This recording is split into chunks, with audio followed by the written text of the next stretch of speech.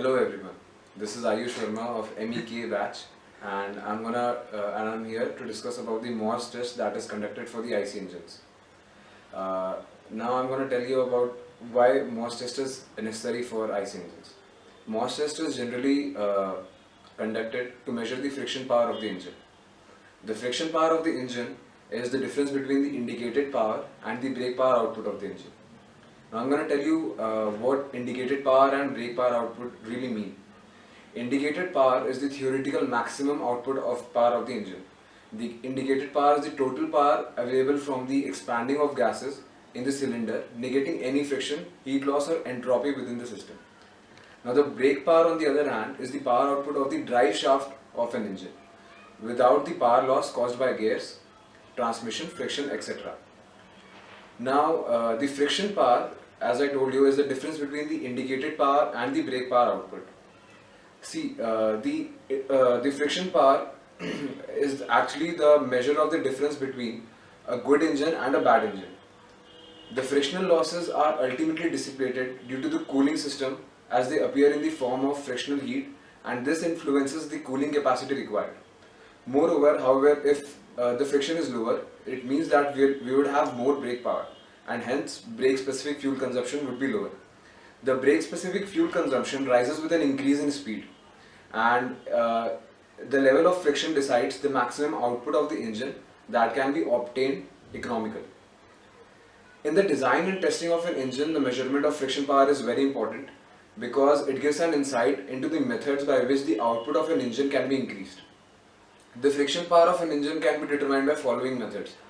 The first one is the Williams-Lines method, the second one is the MOS test, the third one is the motoring test, and the fourth one is the difference between the indicated power and the brake power.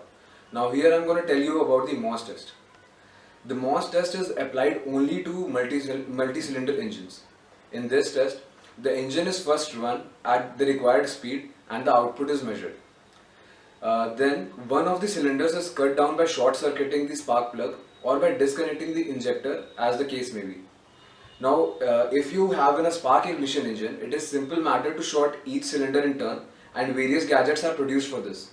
Now with oil engines using an inline fuel injection pumps, the raising of the fuel pump cam follower with a screwdriver or similar tool will cut off the fuel supply to that cylinder without having fuel oil leaking around that area. So accordingly you can have the methods for the petrol engine or the diesel engine. Now under this condition, all the cylinders motor is cut out. So the output is measured by keeping the speed constant at its original value. The difference in the outputs is a measure of the indicated horsepower of the cutout cylinder. Thus for each cylinder, the indicated power is obtained and is added together to find the total indicated power of the engine. Now I am going to show you how mathematically this thing is done. Now here you will find the indicated power of the n cylinders if we have n cylinders in a multi-cylinder engine. Now the indicated power of the n cylinders can be given by IPN is equal to BPN plus FP. Now IPN is the indicated power of the n engines, BPN is the brake power of the n engines, and friction power is the total friction power that is lost during the moving of the engine. Now for the n minus 1 cylinders, this equation can be rewritten as IPN minus 1 plus BPN minus 1 plus FP. Now from the above equations, if we subtract this from one another, we'll get the IP of the nth engine.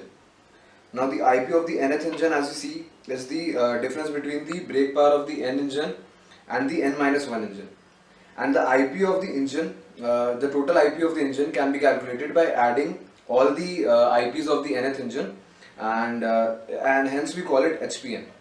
Now if we need to calculate the friction power of the engine, now I'll just subtract the total brake power of the system by the total indicated power that we have calculated. So this is the mathematical description for the MOS test, and this is generally done experimentally at a particular maintained RPM of the engine.